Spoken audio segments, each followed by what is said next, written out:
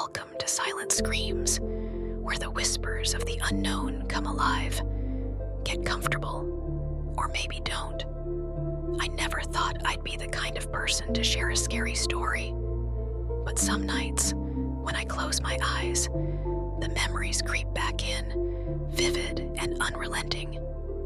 This one night, in particular, has stayed with me like a shadow that never fades. It started innocently enough. I was visiting my grandmother's old house, a weathered Victorian home that had stood for nearly a century. It wasn't the kind of place you'd expect to feel uneasy during the day, but as soon as night fell, the entire atmosphere shifted. The wooden floorboards creaked underfoot, and the dim light of the antique lamps seemed to barely hold back the dark corners of each room.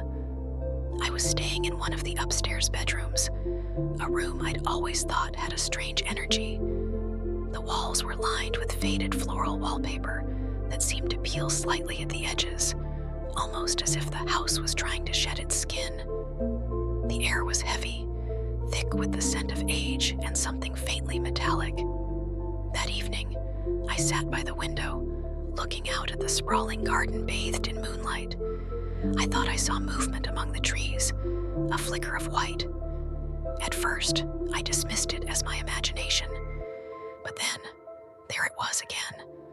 A figure, pale and indistinct, moving with a strange, gliding motion. I felt a chill ripple down my spine. I tried to convince myself it was just a trick of the light, maybe a deer wandering through the yard. Still, I pulled the curtains shut and decided to distract myself with my phone.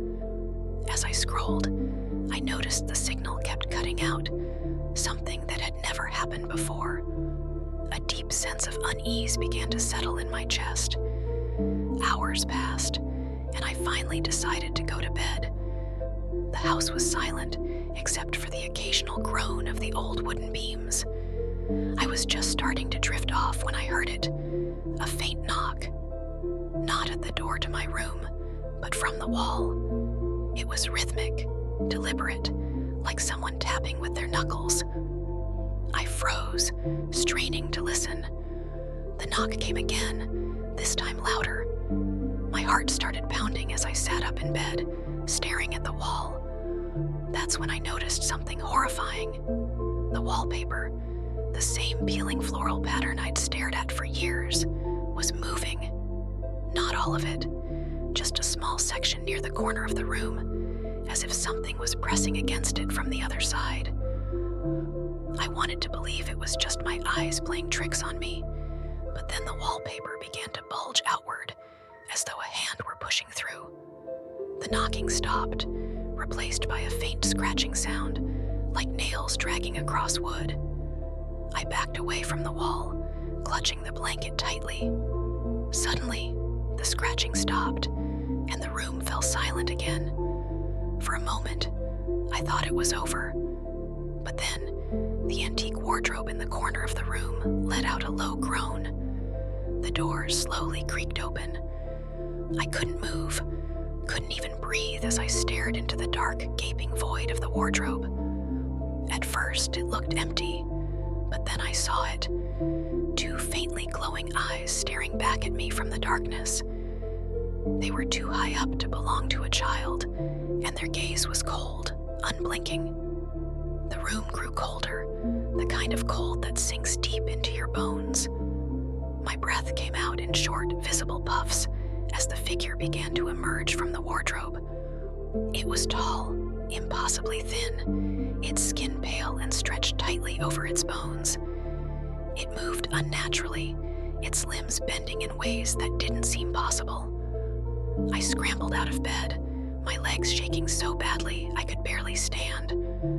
I fumbled for the door handle, but when I turned it, it wouldn't budge. It was as if the house itself didn't want me to leave. Behind me, I could hear the slow, deliberate shuffle of bare feet on the floorboards. I dared a glance over my shoulder and immediately regretted it. The figure was closer now, its face partially obscured by the long, stringy hair that hung in front of it. But what I could see was worse than anything I could have imagined. Its mouth was too wide, the corners stretching unnaturally high into a grotesque grin. I started banging on the door, screaming for help, but my voice sounded muffled, as though the walls were swallowing the sound. The figure tilted its head, watching me with an almost curious expression before it reached out a long skeletal hand.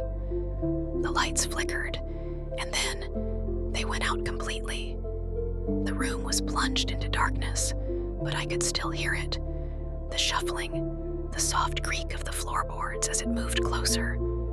I felt a cold breath against the back of my neck, and I knew it was right behind me. Suddenly, the door flew open, and I stumbled out into the hallway. I ran, not daring to look back. The hallway seemed longer than I remembered, stretching endlessly before me. The walls, once familiar, were now lined with strange symbols that seemed to glow faintly in the dark. I could see